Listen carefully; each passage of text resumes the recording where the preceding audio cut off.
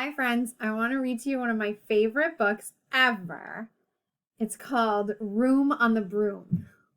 And actually, if you have, I think it's on Netflix. If you have Netflix, it's actually a really, really amazing movie too. So I always like to read the book and then watch the movie after. But this is a great book. I love this book. It's about a witch and her pet cat and the little adventure that they go on. I love this book so much. Room on the Broom. Here we go. I have read this to my kids like a million times. Let's stop and look at this picture because I want to show you a few things and make sure you know what they are before we start the story. So if you know anything about witches, which are pretend, they're not real. They ride a broom. Okay? This is the witch's magic wand. This is her hat. And this is her bow that she wears in her hair. All right, now we can start because those four things are going to be really important in the story. The broom, the wand, the hat, and the bow.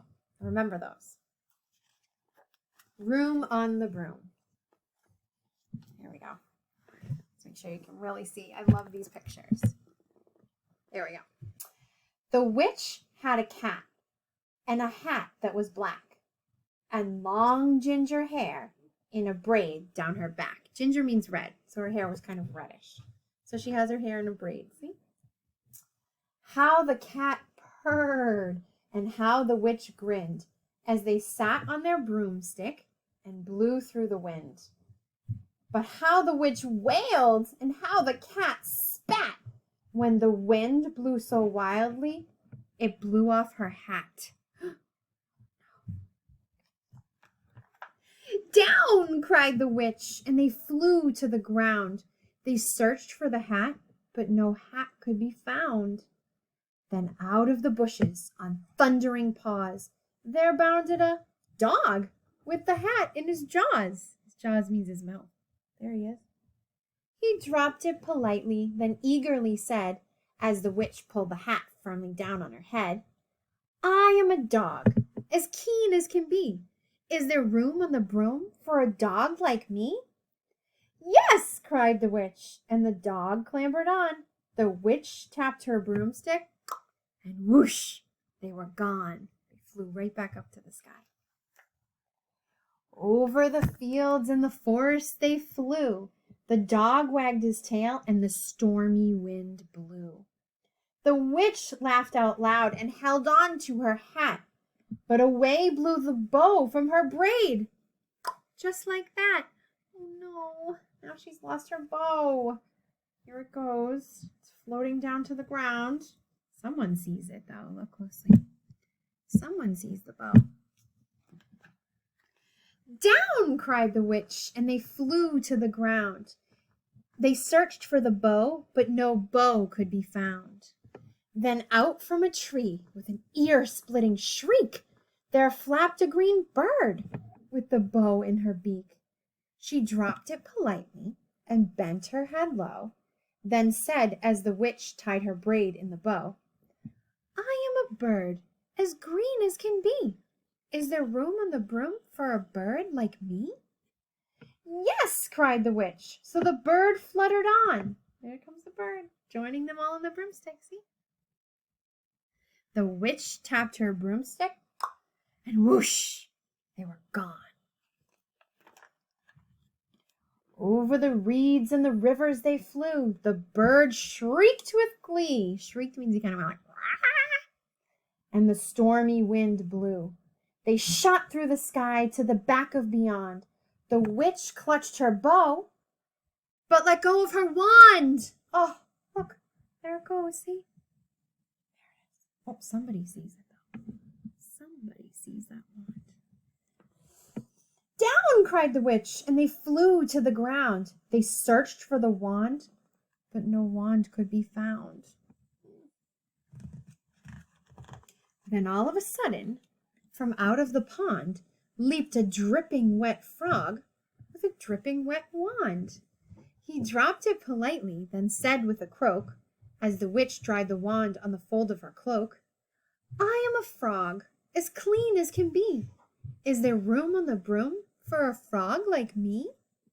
"Yes," said the witch. So the frog bounded on. The witch tapped her broomstick, and whoosh, they were gone. Look at them all on the broom together, see? They look like they're having a ton of fun. This is the witch's cauldron. We're going to talk about that this week when we talk about letter C. Oops, sorry. The witch tapped her broomstick and wished they were gone. Over the moors and the mountains they flew. The frog jumped for joy, and the broom snapped in two. Down fell the cat and the dog and the frog. Down they went tumbling into a bog. The witch's half broomstick flew into a cloud, and the witch heard a roar that was scary and loud. Oh my gosh, what could it be? Oh my goodness, look what it is. "I am a dragon, as mean as can be, and you, witch, look like a good supper to me." "No!" cried the witch, flying higher and higher. The dragon flew after her, breathing out fire. "Help!" cried the witch, flying down to the ground. She looked all around, but no help could be found. The dragon drew nearer and started to drool. He said, "I won't let you go. Do you think I'm a fool?" Oh no, the witch is in real trouble now. Look, oh my goodness. But just as he planned to begin on his feast, from out of the ditch rose a horrible beast. It was tall, dark, and sticky, and feathered and furred. It had 4 frightful heads. It had wings like a bird. And its terrible voice, when it started to speak, was a yowl and a growl and a croak and a shriek. It dripped and it squelched as it strode from the ditch, and it said to the dragon, "Buzz off, that's my witch." What is this creature? Let me have you get a better look. Look at this, like, creature that came from the mud. What kind of a creature is that? Does it look familiar to you at all? Let's see what happens. What a strange creature there to save the witch. The dragon drew back as he started to shake. "I'm sorry," he spluttered. "I made a mistake. It's nice to have met you, but now I must fly." And he spread out his wings and was off through the sky.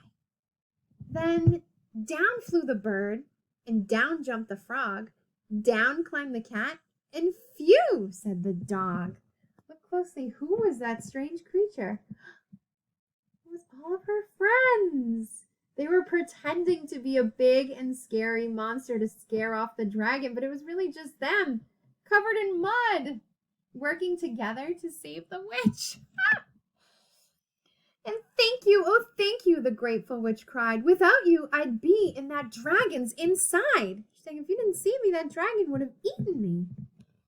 Oh my goodness, look at how grateful she is to her friends that saved her.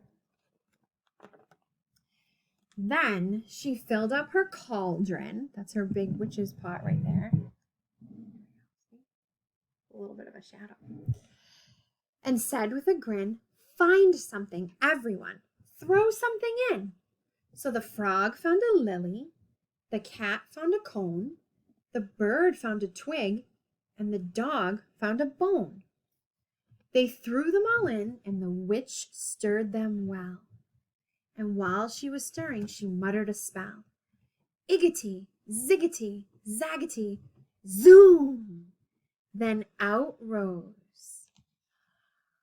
To be so surprised. A truly magnificent broom. I need you guys to get a closer look. Look at this. A brand new broom. Look at the chairs. Oh my goodness. Look. It's amazing. With seats for the witch and the cat and the dog, a nest for the bird, excuse me, and a pool for the frog. "Yes," cried the witch, and they all clambered on. The witch tapped the broomstick, and whoosh, they were gone. Let's get a closer look. Look. The frog has his own little pool right here. The cat, look, a little cup of milk for the cat. The dog is reading a book And the bird has a little nest up high. Look, with a little lamp for light. Oh my goodness, what a special broom the witch created for all of her friends that saved her. I hope you guys love that story as much as I do. I absolutely love that story. And if you really loved it, well, number one, you can watch this video again and again. Number two, you could watch the movie of it, which I think is on Netflix if you have Netflix. Sometimes it's on other apps as well, but check it out. It's amazing. It's a great book and a great movie. Okay, friends, I'll see you later. I hope you like that story.